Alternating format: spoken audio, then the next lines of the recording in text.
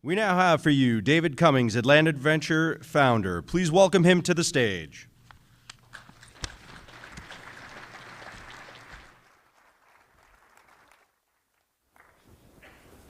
All right. I'm excited to be here today to share a few stories from the SaaS world. So I got my start in software 25 years ago. I was sitting in high school, and I had this idea to build some shareware software. So like any enterprising ninth grader, I wrote some code, put it on America Online, CompuServe, and Prodigy at the time, and a random stranger from Idaho sent a check in the mail for $12.95 to my residence in Tallahassee, Florida. And so when I got that check in the mail for $12.95 from a complete stranger, I knew 25 years ago exactly what I was going to do for the rest of my life. And so what I want to do is share a few stories, a few lessons learned, some of the success stories, some of the things that didn't work, and then really just talk about SaaS. Talk about must-haves, talk about nice-to-haves, talk about specific lessons learned, and then go from there. All right, quick show of hands. Who has ever heard of Pardot? Any Pardot? That's awesome, 95% of the audience. All right, who here has heard of SalesLoft? All right, maybe 60% of the audience. And who here has heard of Calendly? All right, 110% of the audience. There must be something special there. So Pardot, SalesLoft, and Calendly. You're thinking, how is this random guy from Atlanta, 2,000 miles away, at the starting floor, at the ground floor of three pretty interesting SaaS companies? So let's jump in and talk a little bit more. So I started a software company in college to make it easy to update websites called Content Management Software Now. And I had this idea for Pardot. Wanted to make it easy for marketers to run campaigns online and measure their results. I recruited a classmate of mine from college, and we set out to create this marketing automation product geared towards the small and mid-sized business. From a product point of view, our timing was impeccable. We started the business in 2007. We sold the business in 2012. We'd been in business for 5 years. We raised $0 of venture capital. We sold the business for $100 million, and we had never held a single board meeting. So think about that. We sold Pardot. We had $13 million of recurring revenue, 100% year-over-year growth. Today, 6 years later, Pardot, as part of Salesforce.com, last calendar year, did $250 million of recognized revenue. So think about that. 5 years to get to $13 million, bootstrapped. 6 years after that to get to $250 million of recognized revenue.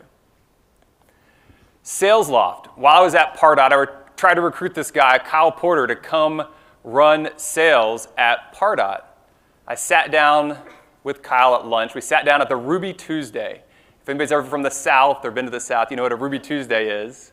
And so I was sitting down with Kyle Porter at the Ruby Tuesday next to Lennox Mall in Buckhead, and I tried to recruit him to come to Pardot. And he's like, David, I want to start a company. I want to be an entrepreneur. I want to go do my own thing. And so right there on the spot, I was like, hey, Kyle, let's start a company together. Let's be 50-50 co-founders, and let's start a company in the sales space. And so now, 7 years later, SalesLoft has over 400 employees, has raised over $75 million of venture capital. And in the next 2 years, if not sooner, my prediction is that they will be a unicorn that you'll be able to read about on TechCrunch. The third company I want to talk about is Calendly. Calendly is one of the most amazing companies I've ever seen. I was hanging out at the Atlanta Tech Village, and a friend of mine was like, hey, you need to meet this entrepreneur, Taupe. Taupe has a working prototype of a scheduling system that makes it really easy for people that take lots of meetings or appointments. Think of your salespeople, think of your VCs, think of your customer support people, people that take lots and lots of meetings. Taupe had invented a much simpler, more beautiful way to schedule meetings. I sat down with Taupe, one single meeting. He described the process of building the software. He described the process of getting a few beta users, no paying customers, and right there on the spot, I wrote him a check for $350,000 as the sole pre-revenue investor. And today, Calendly is used by millions and millions of people around the world. So let's talk about some of the specific lessons learned within these different businesses. The Pardot business, version 1.0, the initial idea that I came up with for Pardot was simply to do an outsourced lead generation as a service. The idea is that you would go to Pardot, you say, hey, I'm an email marketing vendor. I want to buy leads for $50 a pop. And then Pardot, with our system, we would go and generate those leads, and we would sell them to multiple vendors. That was Pardot 1.0. We built a working prototype. We got into the hands of a few early customers, and they said, David, we don't want to buy leads as a service from you. We want the software that you built to generate those leads. We want to manage our landing pages. We want to do our email marketing. We want to run lead scoring. We want to build forms and have the data synchronized with the CRM.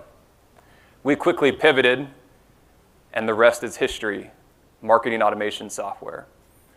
Day one with SalesLoft with Kyle, the first idea that we had was to be a knockoff of Inside View. So Inside View shows a newspaper of sorts of your contacts. So you want to know as a salesperson when a contact of yours changes jobs, like a job change alerts. And so that was product number one, failed miserably. Product number two for SalesLoft was a prospector tool, which is code for scrape data off of a number of different sites and build contact lists so that you can go prospect against them. What we quickly found with the prospector tool is that it was a sugar high. People would come in, they would go get 5,000 contacts, and then they wouldn't renew. We knew we wanted to build something that had sustainable, recurring value. Product number three for SalesLoft is today's product, sales engagement software. Software that allows you to run cadences, allows your sales reps to send more targeted emails, to make more targeted phone calls, and to wrap it in a very efficient process. Calendly with Taupe, from day one, Taupe had the vision to build beautiful, simple scheduling software. There's a number of vendors out there that had been doing it for decades, but they had built it more for the enterprise audience, way too much functionality, way too difficult to use. And so Taupe, from day one, beautiful, simple scheduling software. And so what I've found is that you want to have strong opinions about where you want to go. With Pardot, we want it to be in the marketing tech market. With SalesLoft, we want it to be in the sales software world. With Calendly, we want it to be in the scheduling world. And so we entered those markets and then over time found the right product to build a great business. All right, funding optional. I already told you the story. Pardot, 0 to 13 million of recurring revenue, in business 5.5 years, sold the business, and never had a single board meeting. As part of that process, we did burn $3 million. So David, if you bootstrapped the business, you had no investors, no VCs, how did you still burn $3 million? We worked closely with Silicon Valley Bank, and we got a line of credit based on a multiple of our recurring revenue. And so as the business grew, the line of credit grew, and we just kept burning all the money that we could get from the bank. Back then, we negotiated with Silicon Valley Bank that there were no warrants. So there was no dilution at all, and we got $3 million from the bank. And at time of sale, we had burned all $3 million. In today's world, most SaaS companies, at least the ones that I'm involved with, the investors on the board recommend using lines of credit as a safety net, but not to actually grow the business. Perhaps it's because the VCs want to put more money into the business, or perhaps they're more prudent after going through some more up and down cycles. But for us at Pardot, we use that bank line of credit to grow even faster with no dilution. One of the important things that I think is often overlooked is aligning your personal goals with the funding of the business, right? So too often entrepreneurs come to me and they say, David, we want to go raise venture capital. And I say, hey, let's pull that back for a second. Are you sure you want to get on that treadmill? Are you sure you want to raise money every 18 to 24 months? Are you sure you want to keep diluting yourself? I sat in on the session this morning with Ryan Smith from Qualtrics, and he told the amazing story of going from 0 to 500 million of revenue and not requiring any primary capital. 500 million in recurring revenue, and they never raised any money that went to the balance sheet.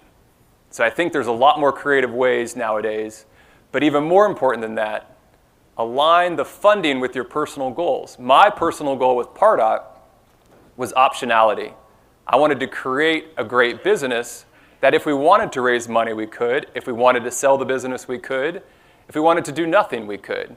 That was my personal goal. With Kyle at SalesLoft, he wants to build a great, large, enduring company that goes public. And so his goals involve raising tremendous amounts of capital and really building the largest company as prudently as possible, but also as fast as possible. Back in the early Pardot days, we had just hit $1 million of recurring revenue.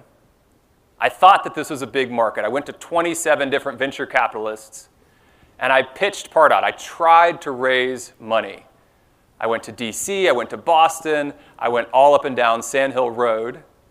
On Sand Hill Road, I pitched one of the venture firms that's the most famous in the world. So think of the most famous venture firm in the world. And I went and I pitched one of their top partners there. And before we were 2 minutes into the conversation, he wanted to convince me that we had to move from Atlanta to Silicon Valley for us to be a real company. Less than 2 minutes into the conversation, I said no thanks, and I moved on. After pitching those 27 VCs, I went back and I did a little spreadsheet jockeying. I said, hey, what if we keep growing at 100% year over year? Or what if we sell 20, 25% of the business and we increase our option pool? And what if we do that 2, 3, 4 times? What do the different outcomes look like? And how does it affect optionality? So after personally pitching 27 VCs, I said, you know what? Raising money isn't for us. We're going to continue plowing ahead, and we're going to continue bootstrapping the business. Nowadays, capital is so much more mobile. SalesLoft's raised money from firms in New York City. SalesLoft's raised money from firms in Silicon Valley.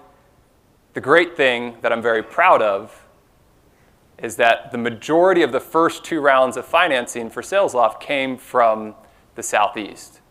But again, capital is so much more mobile.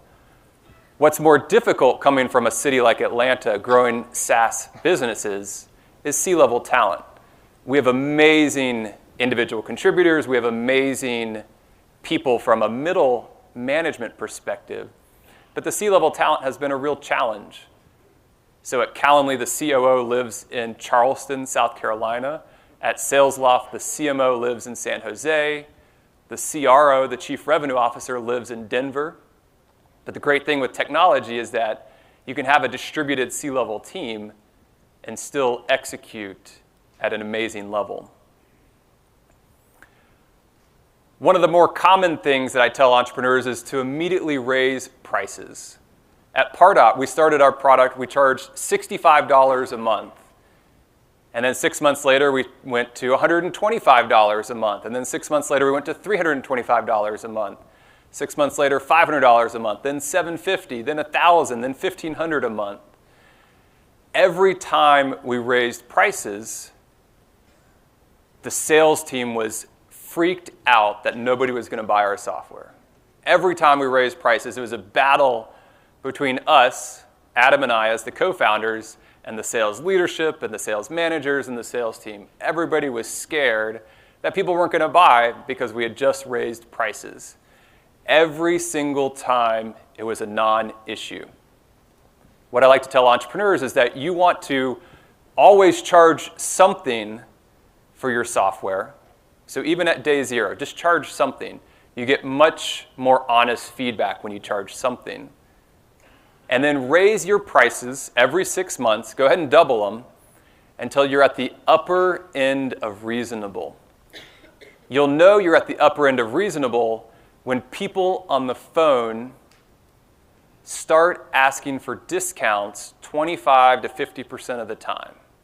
Right? So if 99% of the time people are asking for discounts because they can't afford it but want it, you're past the upper end of reasonable.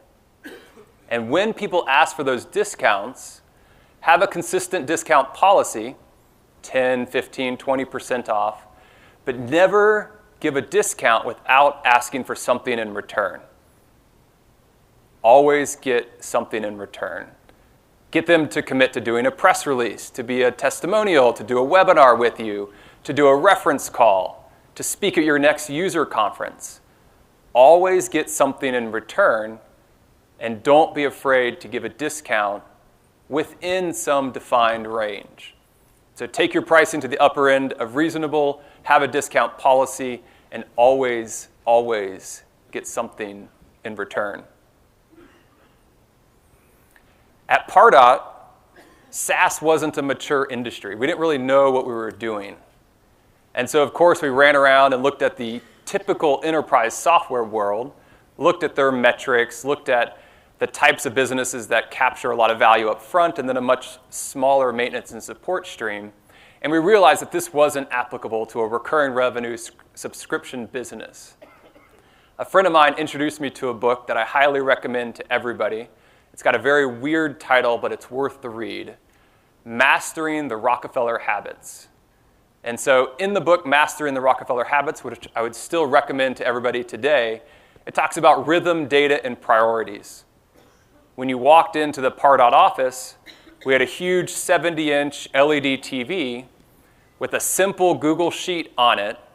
That Google Sheet had 6 metrics for the business, and every metric was color-coded red, yellow, green, or super green.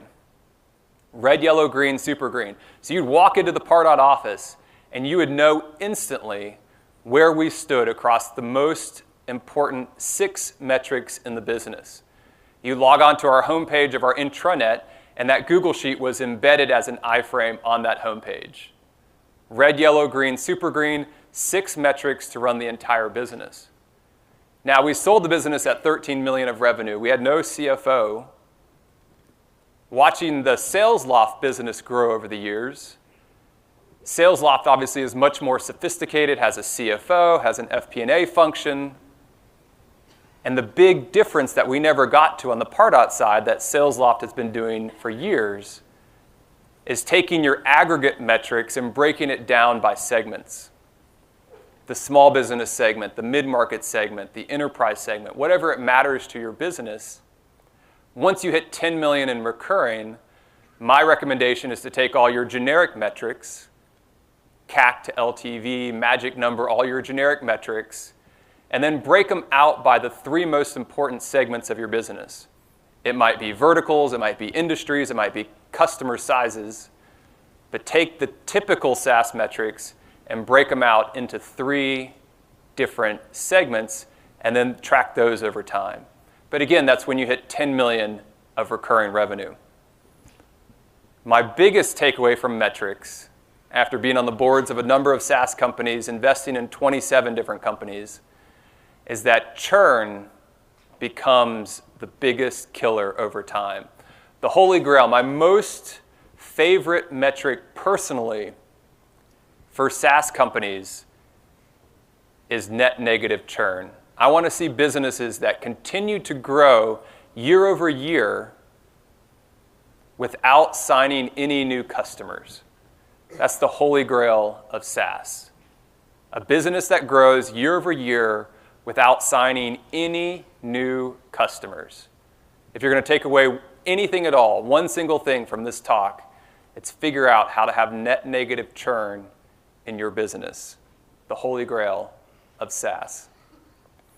At Pardot, the business was growing so fast, we were so resource constrained that we did the typical promote from within. Over and over, promoted from within. The challenge is that the business was growing like this, but our senior talent wasn't growing fast enough.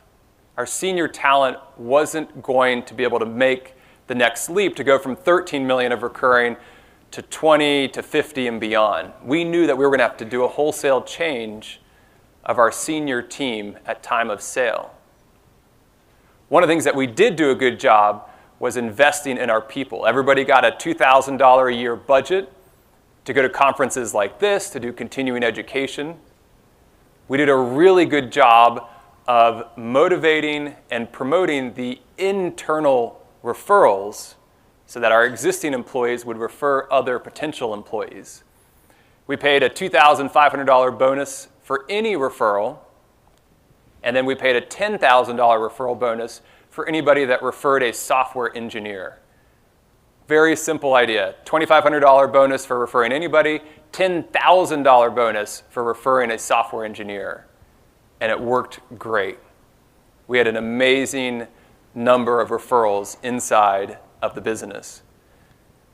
And then on the interviewing side, on the recruiting side, there's a book that I recommend called Top Grading. And in the Top Grading book, it talks about the chronological, in-depth survey for all potential employees. These are really hard questions, really specific to every job that that candidate has ever had. Why did they leave that position? What were their responsibilities? Who did they report to? Who reported to them? And what you want to listen for, whether they have 2 years of experience or 22 years of experience, you want to listen to the fact that they were pulled from their position into the next role. You want to hear that somebody somewhere saw something in them and pulled them from role A and then pulled them from role B. The book Top Grading and the chronological in-depth survey is highly recommended. My most important lesson as a business leader is around the importance of culture. One day, early in the business, I walked into the office and I had meetings scheduled that morning, and I didn't want to meet with the people. There were people on my team, people that I had recruited, people that I had worked with, and I didn't enjoy working with them. And so I went through that soul-searching process. I read the books Good to Great. I read the books Built to Last. And I wanted to understand, what am I missing here? As the CEO, as the entrepreneur, as the founder of a high-growth business, shouldn't I want to go to work? Shouldn't I want to meet with my team, with my staff?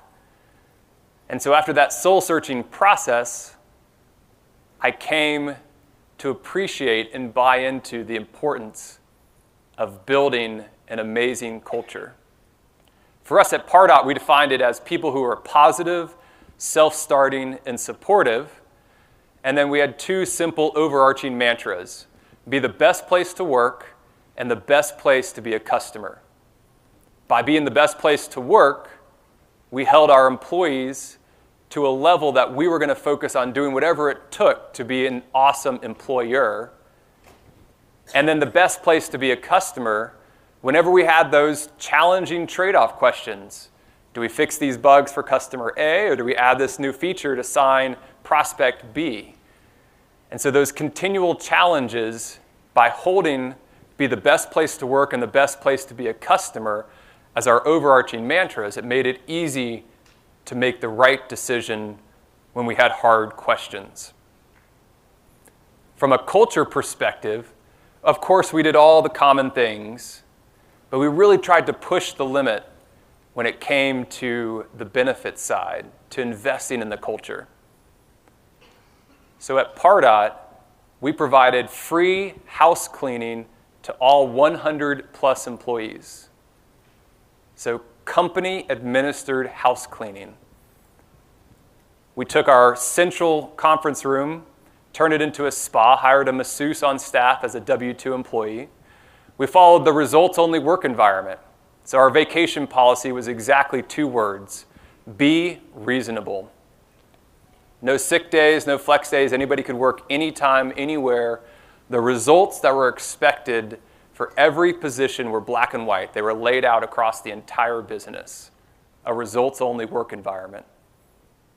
But the hardest challenge was scaling that culture, going from Adam and myself, 2 co-founders, to 100+ employees. And we implemented what we called the culture team. So as a senior team, we sat around the table and we said, what employees in the business best embody our core values? People who are positive, people who are supportive, and people who are self-starting. And as a senior team, we identified 6 people internally, 6 out of the 100+ employees, that we felt best embodied the culture. And so we paired them off into teams of 2. And so the culture team was the very last part of the interview process. The candidate could go interview with the hiring manager, go through the HR screening, go through numbers and numbers of interviews. And at the end of that process, they were interviewed by our culture teams purely for culture fit. Are they positive? Are they self-starting? Are they supportive? And so we scaled the culture consistency challenge by having these amazing people that were already on our team assess candidates for culture fit. From a business point of view, we run the #1 best place to work for multiple years in Atlanta. We implemented a number of these ideas at SalesLoft. SalesLoft's won the #1 best place to work in Atlanta. And I truly believe that culture is the only sustainable competitive advantage that's completely within the control of the founders. You can't control your competitors, you can't control the government, you can't control the weather, but day in and day out, you can control the type of environment that you provide for the team. And so culture, in my opinion, is the only sustainable competitive advantage. So a few lessons learned, a few stories from Pardot, a few stories from SalesLoft, a few stories from Calendly. From a business point of view, I don't think this is rocket science. On the entrepreneur side, I look for entrepreneurs who are very resourceful, entrepreneurs that are full of grit. From a business point of view, the most important thing that these entrepreneurs can instill within the organization is staying close to the customer and then iterating quickly. The size and the scale of success to date is partly driven by the markets that these entrepreneurs chose.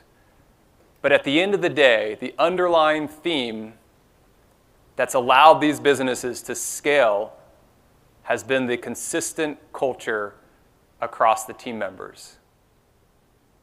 Thank you for your time today.